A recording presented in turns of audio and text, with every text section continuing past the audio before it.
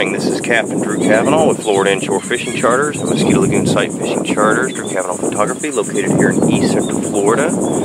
And today is August 7th, 2013, Wednesday, around 9 a.m. on Wednesday morning.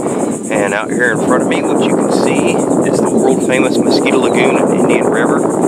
To the left of the screen would be New Smyrna Beach, and about 20-25 miles to the south would be Titusville. We're in Oak Hill, Florida here, and this is your August 7th, 2013 Mosquito Lagoon Flats Fishing Report.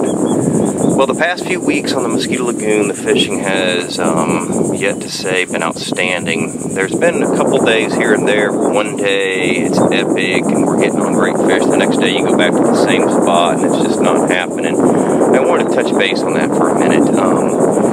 That's just fishing the flats out here. I've always said this is like one giant pasture, and the cattle, these are cattle.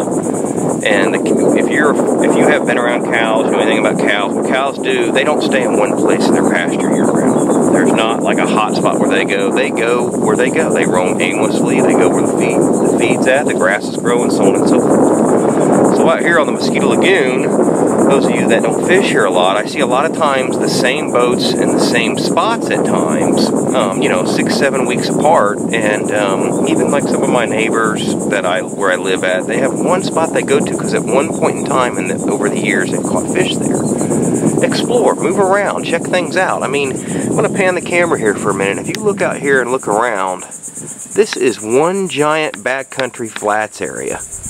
I mean, it is just unbelievable the amount of area that you can cover and flats fish in. It is just beyond belief.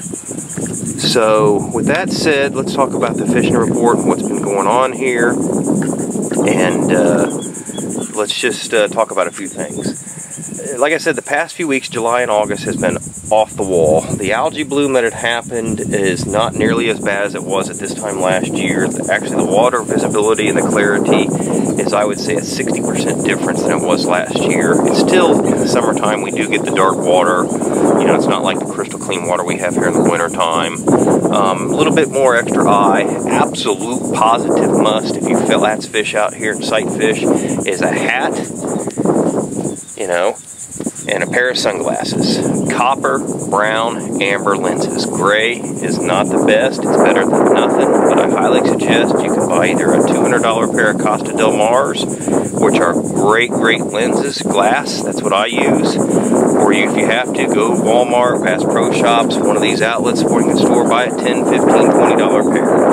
Early morning out here, getting to the spots early, getting to the spots first, you're there. I've had a few occasions the past week getting to these spots. You know, when you're out there flats fishing, you're covering areas. You see out there this area right here, you know, you may see an angler cover a square mile. I found last week I was getting to a spot, I turn around, 50 feet behind me, there's two boats, and they're assuming I'm on a path. Well, that doesn't always work. When you're fishing a flat, you cover a grid. You go back and forth, and people always ask me, Captain, what's a good distance to stay away from somebody? And I honestly say a radius from the center of their boat is about 1,500 feet, 2,000 feet. And you may think, my God, that's a lot. That's not that far on the water. That is not that far at all. I mean, from me to that sign out here in front of us in the screen right here is maybe 2 football fields, if that. And I can get to there in a matter of a couple of minutes. So you're talking 600 feet there, so no, that's not that much. Getting to areas early, you want to look for where there's drop-offs and ledges. Obviously, I see these boats out here that have the capability of running through an inch of water. Doesn't mean you're going to catch fish in an inch of water. Typically, redfish like anywhere between 12-18 inches of water. You know, the bigger they are, the more water they displace, and therefore the more depth they're going to need. Tailing fish and tipping up fish in the morning. They're doing that submarine look. You can get some great strikes using the old famous DOA Shallow Runner Baitbuster here, which I've been using quite a bit. I love this. This is one of my favorite lures to use. If I could use it year round and all day long, I would do it. There's nothing like watching that breach. When they stop on that and they're starting to hit, you know, they're looking down and they're looking for crabs and shrimp and all that, you know, obviously you got the cowls you can use. I put them either on I usually use a weedless hook set up. Typically, hook like this, you know, to make it weedless, I like to put a little bit of weight on there, and you can make that, you can put that hook into this cow also. Or if you put a jig head on there and you're throwing out over deeper ledges for trout or jacks or whatever, that'll work fine. And of course you've got the new airhead, DOA airhead, which is great. Again, you can use the hook setup that comes with it. It'll stay on top like the Baitbuster, the shallow runner Baitbuster, or you can add a weighted hook to it for sight fishing. And what that does, that'll go down there and that'll have that lure drop down to these fish. Redfish typically are looking down because they're mainly feeding on crabs and shrimp. So you can't go wrong with the shrimp. Everything out here eats a shrimp. Trout eat shrimp, redfish eat shrimp, black drum eat shrimp. You know, not everything eats a mullet, not everything eats a crab, so on and so forth. So, for those of you fly fishing,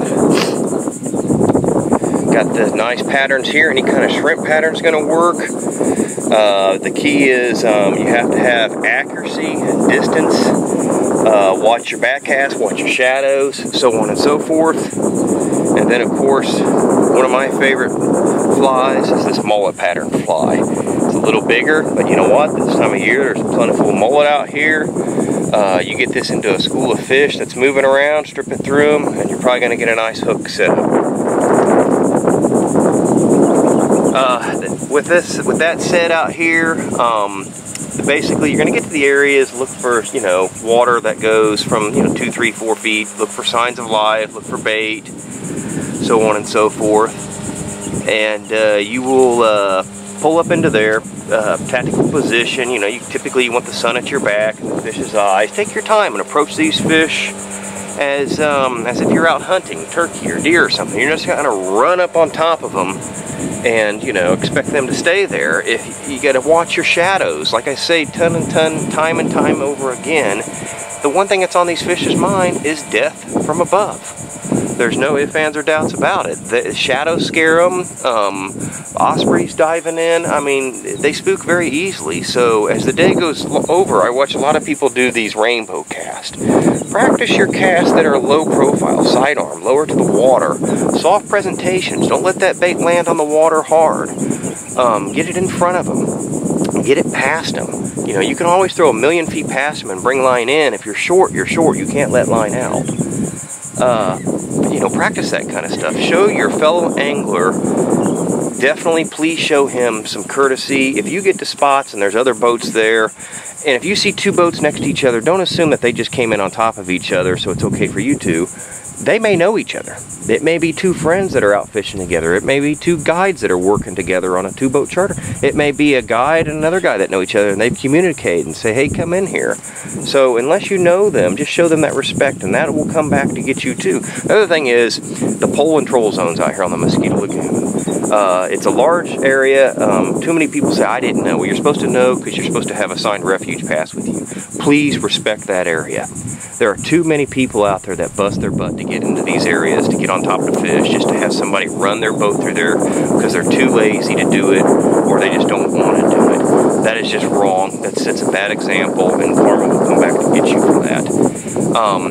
Sight fishing out here, actually, as the day goes on, we're getting a lot of nice fish. As the sun comes up over potholes, the trout bite's been great. The redfish are ranging anywhere between 2 pounds to 8, 9 pounds. We're getting some 10, 15, 20 pounders. They're very spooky, very weary. You got to understand these bigger over slot reds, the bull reds, have been caught released so many times that it requires what I call the Goldilocks cast. It's got to be just right. Throwing top water in the early morning, drifting across the grass flats and sand holes is the ultimate to get a big trout. Just I beg and ask of you one thing of every fish that you catch. When you're landing these fish, hold them horizontally. Don't hold them like this with boga grips coming down. That is terrible, terrible, terrible, because when you go to release these fish, they just don't like that. They don't play well with the vertical hold. The picture looks better when you go for your photograph holding them horizontally. Wet your hands. And please try to practice catch and release on every single thing out here. This is a very unique, diverse area. It's not like fishing Louisiana, Tampa, South Florida, where these fish, they can run out to the oceans and golf. open waters. These fish are here. When they're gone, they're gone. I watch too many people justify and saying, Captain, is it really hurt? I'm just keeping my share. I said this a billion times. If it's just you, no. But when it's everybody out here in this entire area that says that, use your common sense in your head. That adds up. So if he's keeping 2, he's keeping 2. Next thing you know, you got 100 people keeping 2. 400 gone today. That's 800 in 2 days. 10 days. That's 8,000. Makes sense, doesn't it? So basically, that's your flats fishing report. Oh yeah, I wanted to give you just a quick offshore report. I'm getting some very good reports along the beaches out of Ponce Inlet, Port Canaveral going out. The tarpon bite is off the wall. They're getting some nice few kingfish. The sharks are on fire too. We're getting, I'm hearing reports of some nice triple tail and so on and so forth. A few cobia mixed in. And those fish are all within a couple miles of the beaches. Just be careful if you go out there. Check your weather forecast. You know, make a game plan. Let people know where you go. That way, if something happens, they know to look for you. I haven't really heard any good reports of tarpon showing up in the Indian River in full force yet. It should happen anytime now. All I can say is out here on the Mosquito Lagoon and Indian River, from the New Smyrna Beach area all the way down through Titusville, Port St. John's, Cocoa, the bite is off the wall. It is on fire. The flats fishing is outstanding. And that's the bottom line. There's nothing else I can say. Again, out here in front of me is the world famous Mosquito Lagoon. If you've never been out here, I urge you to come out here. Give me a call. Captain Drew Cavanaugh, Florida Inshore Fishing Charters, East Orlando. And I want everybody to have a great and fantastic day. Thank you.